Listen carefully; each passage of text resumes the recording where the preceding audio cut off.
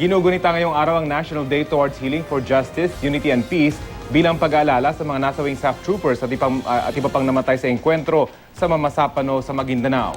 Kasabay nito ay ang paglunsad ng grupong All Out Peace na sumusuporta sa usaping pangkapayapaan ng gobyerno at MILF. Mula sa Quezon City, may ulat on the spot si Lay Alves. Lay? Rafi Maris, isang pagtitipon para sa kapayapaan ang ginaganap dito ngayon sa Quezon Memorial Circle bilang bahagi ng pag-obserba sa National Day Towards Healing for Justice, Unity and Peace. Nagsama-sama ang mga kababayan natin mula sa iba't ibang pananampalataya at sinimulan ng araw sa pagpapatunog ng Peace Bell at pagdarasal. Pagdarasal di lang para sa 44 na SAF members na namatay, kundi para rin sa 18 miyembro ng MILF at mga sibilyang nasawi sa engkwentro. Nagbigayan ng bulaklak ang bawat isa na sinundan ng Unity Walk at pagsalo-salo sa almusal. Ang grupong All Out Peace ay nagpahayag ng suporta para sa peace process sa pagitan ng gobyerno at MILF at pagkasabatas ng Bangsamoro Basic Law.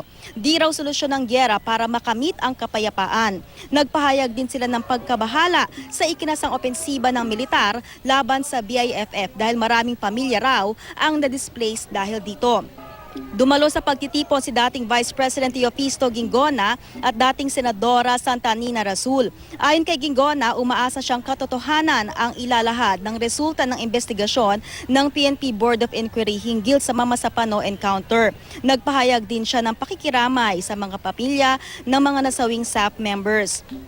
Si Rasul naman ay sumusuporta raw sa pagpasa ng Bangsamoro Basic Law. Narito ang kanilang mga pahayag.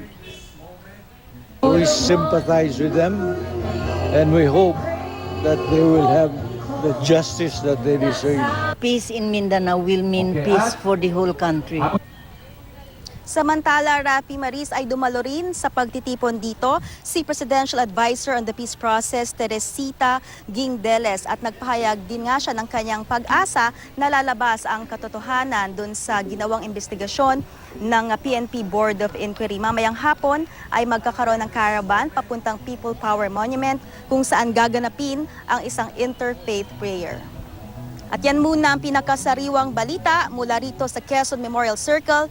Balik sa inyo, Rafi Maris. Maraming salamat, Lay Alves.